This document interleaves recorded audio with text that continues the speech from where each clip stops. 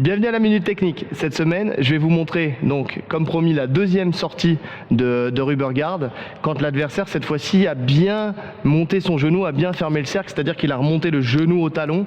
Et donc là, je suis vraiment dans un étau et ça devient très compliqué de sortir.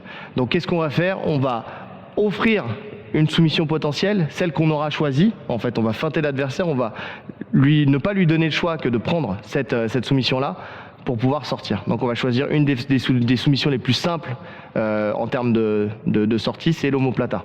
Donc je suis dans la rubber de mon adversaire, je suis dans sa garde, ok, il enroule mon bras, il monte très haut et là il ferme le genou. Ok, alors attends.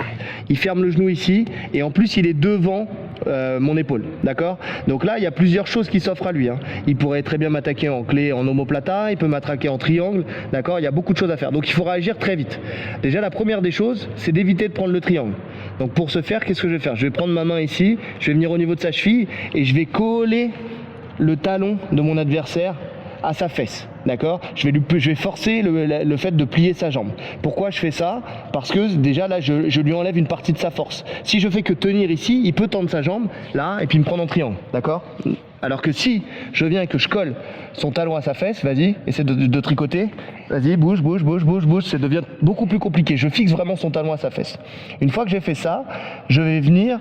J'ai dit que j'offrais l'omoplata, donc je vais tourner ici, là. Je vais tourner mon bras pour le mettre dans le sens de l'omoplata.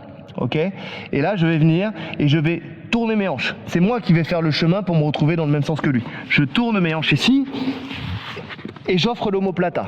Dès que j'ai offert l'omoplata ici, ce que je vais faire, c'est que je vais mettre beaucoup de pression sur lui.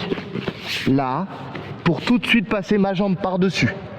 Dès que j'ai passé ma jambe par-dessus, ici je vais suivre avec la deuxième, ce qui va me permettre de sortir le bras et de me retrouver dans une situation de passage de garde. Ok? Bien sûr, ça c'est à la condition que l'adversaire ne réagisse pas rapidement en venant m'enrouler autour de des hanches. Et là, dans ce cas-là, je ferai d'autres sorties d'omoplata.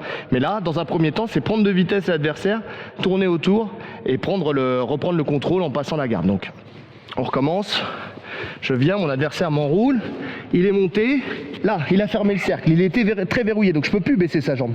Donc vu que je ne peux plus baisser sa jambe, je viens, je prends au niveau de la cheville, je colle le talon à la fesse, je tourne mon bras ici, et là je commence à sortir ma tête, là, et je pousse, je mets la pression et je continue, je cherche à venir loin, d'accord? Comme si je sprawlais sur lui. Faut pas que je sois trop haut parce que sinon il pourra m'enrouler et me faire chuter, d'accord? Je fais l'effort de me mettre loin de ses jambes.